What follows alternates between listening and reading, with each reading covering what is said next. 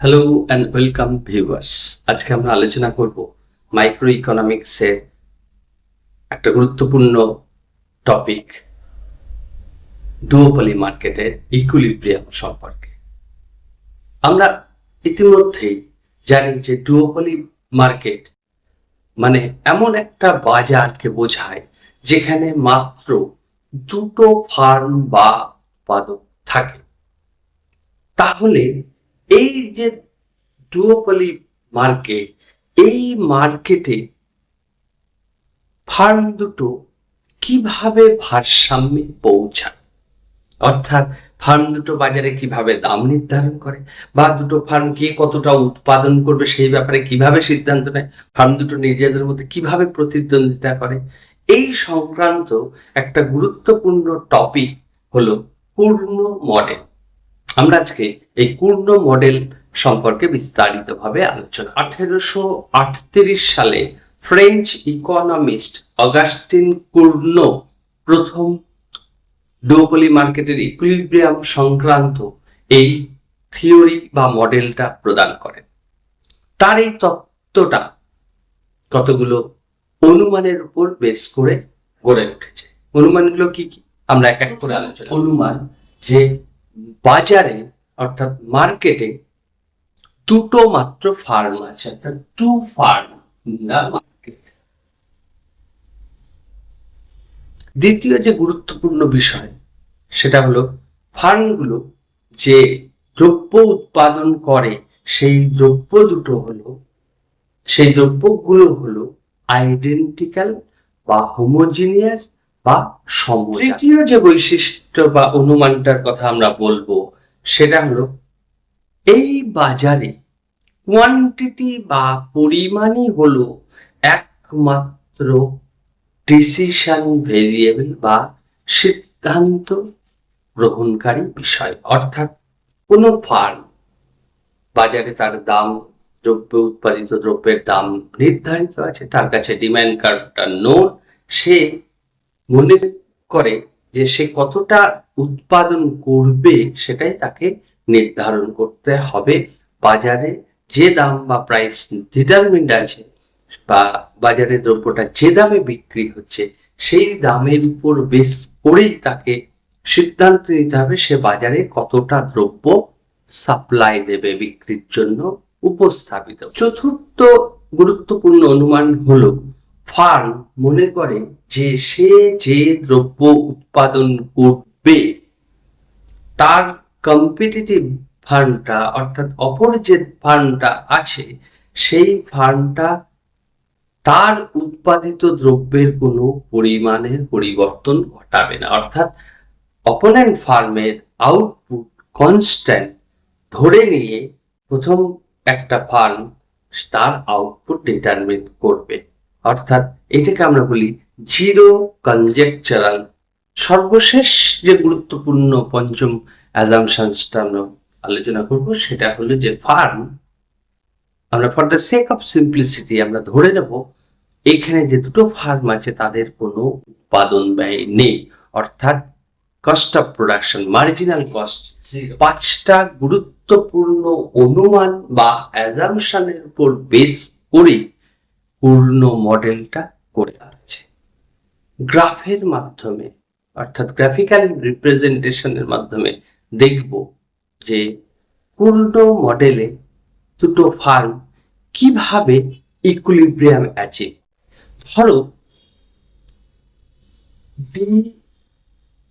D1 market demand farm এবং আরো ধরে নেওয়া যায় যে বাজারে প্রথমে এ ফার্ম এন্ট্রি নেবে, তার কাছে পুরো বাজারটা ফাঁকা, ফলে তার কাছে বাজারটা বলা যায় মনোপলি।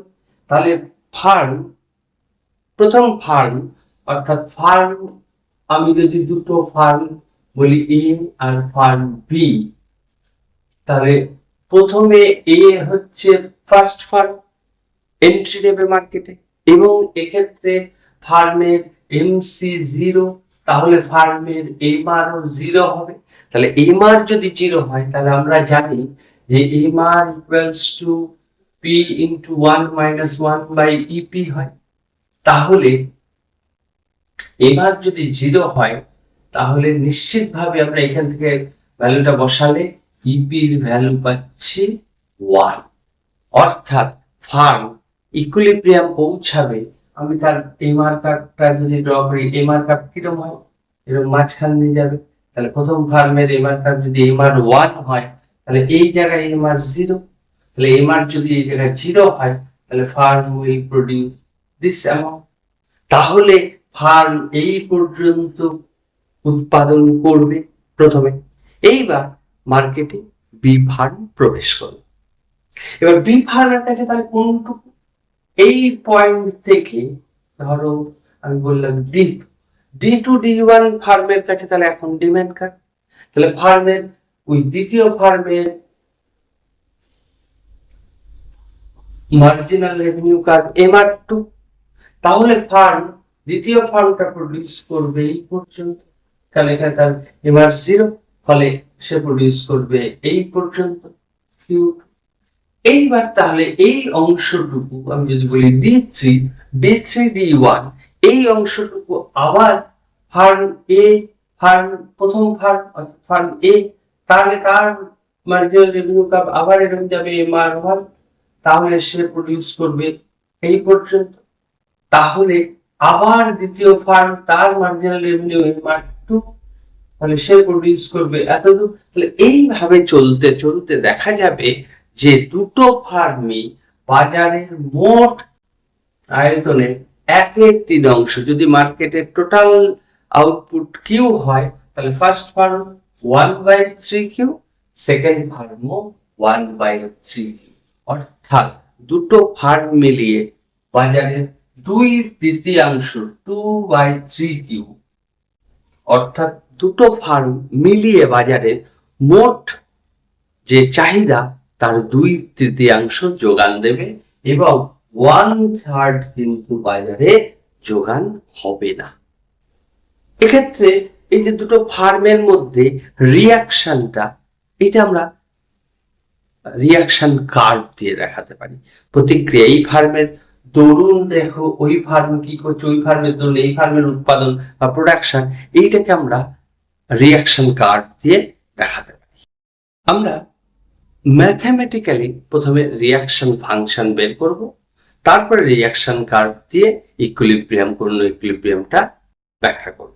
তাহলে প্রথমে দেখো প্রথম ফার্মের যদি আমরা ফার্ম এর উৎপাদন বা আউটপুটকে Q1, ফার্ম বির আউটপুটকে যদি আমরা Q2, মার্কেটের ডিমান্ড কার্ভকে যদি আমরা ধরে নিই যে P equals to A minus B,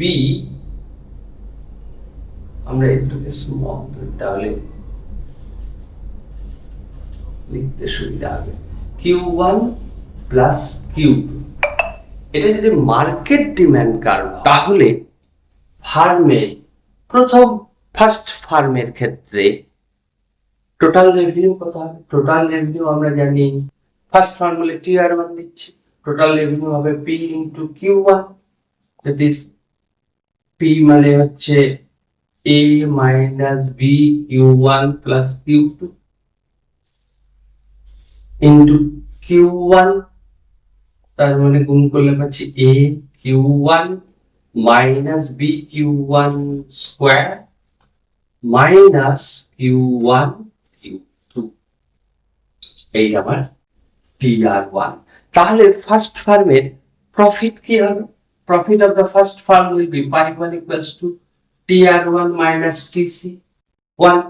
এখন TR মানে আমি জানি A Q1 minus B Q1 square minus Q1 Q2 minus TC, আমরা বলেছি MC0 বা তাহলে টোটাল কস্ট -0। তাহলে first order condition for profit maximisation কি দাঁড়ালো? ফার্স্ট ফার্মে আমরা ফার্স্ট অর্ডার কন্ডিশন যদি বলি ফর প্রফিট ম্যাক্সিমাইজেশন, আমরা কি লিখতে পারি? d/1 by dq1, এটা সমান কি লিখতে পারি?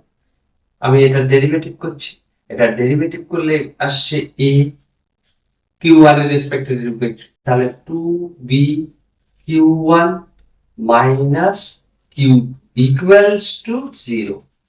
এইটা হচ্ছে reaction function of first farm. তাহলে এক্ষেত্রে আমি Q1 সমান কি বের করতে দিতে বসে গেল, তাহলে A minus Q2 by 2B। এইটা হচ্ছে output of the first firm. ঠিক একইভাবে যদি আমরা দ্বিতীয় ফার্মটা Tr2 বের করি, Tr2 সমান তাহলে এখানে কি হবে, Tr2 সমান এখানে আমরা এখানে Tr2 যদি করি তাহলে এইখানেই আমরা P into Q2, তাহলে সেক্ষেত্রে এটা Q2 হবে। তাহলে এখানে এটা Q2 দিয়ে মাল্টিপ্লাই যদি করি, Q1 ছিল, এইবার আমরা Q2 করে দেবো। Q2 করলে কি হচ্ছে, A Q2 minus B Q1, এখানে গুণফলটা চেঞ্জ হয়ে গেল, B Q1 Q2 minus B Q2 square. তাহলে আমার profit of the second farm কি আসবে, Tr2 minus Tc2। তাহলে Tr2 মানে আমরা অলরেডি পেয়ে গেলাম, Tr2 মানে হচ্ছে A Q2 minus B Q1 Q2 minus PQ square Q2 square. তাহলে এটার আবার যদি ডেরিভেটিভ করি তাহলে d by 2 by dq2 করলে Q2 রেসপেক্টে ডেরিভেটিভ ফার্স্ট অর্ডার কন্ডিশন এটা সমান 0 হবে। তাহলে সেখানে আসবে A minus B Q1 Q2 রেসপেক্টে ডেরিভেটিভ হচ্ছে minus 2B Q2। তাহলে এখান থেকে আমি সলভ করলে Q2 সমান পাচ্ছি A minus B Q1, A minus B Q2 ছিল, এটা A minus B Q1 by 2B। তাহলে দেখো দ্বিতীয় ফার্মের আউটপুটও পেলাম, আর এইটা তখন হয়ে যাবে দ্বিতীয় সমীকরণ বা ইকুয়েশন। তাহলে এই যে আগে একটা ইকুয়েশন পেয়েছিলাম আর এই এখন একটা ইকুয়েশন পেলাম, এই দুটো ইকুয়েশন যদি সলভ করি তাহলে আমি Q1 আর Q2 এর ভ্যালু পেয়ে যাব, আমরা পূর্ণ ইকুইলিব্রিয়াম আউটপুট পাবো। দেখবো যে Q1 সমান Q2 সমান আমরা পাচ্ছি 1/3 অর্থাৎ A by 3B, A by 3B। এটাই হবে ইকুইলিব্রিয়াম আউটপুট। আমরা স্টার্ট দেবো হচ্ছে equilibrium output of the firm 1 and firm 2। তাহলে এখান থেকে আমরা কি দেখলাম, আগেও একবার দেখলাম ডায়াগ্রাম দিয়ে, আবার এখানেও আমরা দেখছি যে দুটো ফার্ম যখন ধরে নেয় সে যা উৎপাদন করবে, সে উৎপাদন করছে, তার অপোনেন্ট ফার্ম তার প্রোডাকশন বা আউটপুট লেভেল বা উৎপাদন চেঞ্জ করবে, তার উপর বেস করে এই ফার্ম যখন ডিসিশন নিচ্ছে, এবং এর ফলে আমরা দেখছি দুটো ফার্মই বাজারের বা মার্কেটের মোট আয়তন বা সাইজের 1/3 সাপ্লাই দিচ্ছে, অর্থাৎ বাজারে 2/3, মার্কেটের 2/3 will be supplied by both the farm and 1/3 portion of the market size will remain unsupplied। তাহলে এই যে রিঅ্যাকশন ফাংশন দুটো পেলাম, এই রিঅ্যাকশন ফাংশন দিয়ে আমরা কিন্তু এবার ইকুইলিব্রিয়ামটা আবার দেখাতে পারি।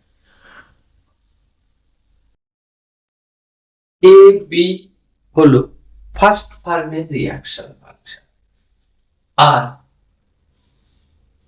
সি ডি হলো সেকেন্ড ফার্মের রিঅ্যাকশন ফাংশন।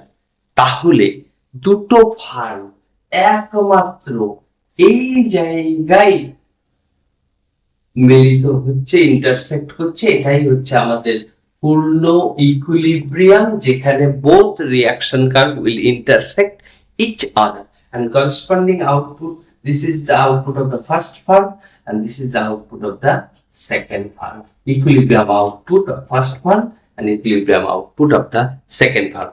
এবং এই দুটো ম্যাথমেটিক্যালি আমরা দেখেছি সেম বা একই হবে।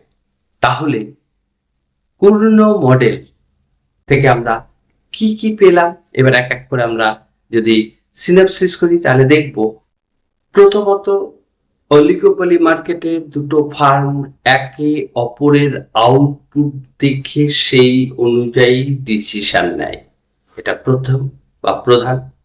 দ্বিতীয় যে বিষয়টা আমরা শিখলাম সেটা হলো যে এই যে আউটপুট, এই আউটপুটটা কিন্তু পারফেক্টলি কম্পিটিটিভ মার্কেটে যে ইকুইলিব্রিয়াম আউটপুট তার থেকে কম, বাট মনোপলি মার্কেটে যে ইকুইলিব্রিয়াম হয় আউটপুট হয় সেই ইকুইলিব্রিয়াম আউটপুটের চেয়ে বেশি বা গ্রেটার।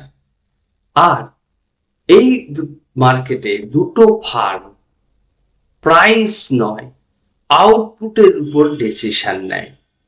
এবার তোমাদের মনে হতে পারে যে যদি ফার্ম দুটো আউটপুট নিয়ে প্রতিদ্বন্দ্বিতা বা কম্পিট না করে প্রাইসের উপর বেস করে যদি কম্পিট করতো তাহলে কি হতো?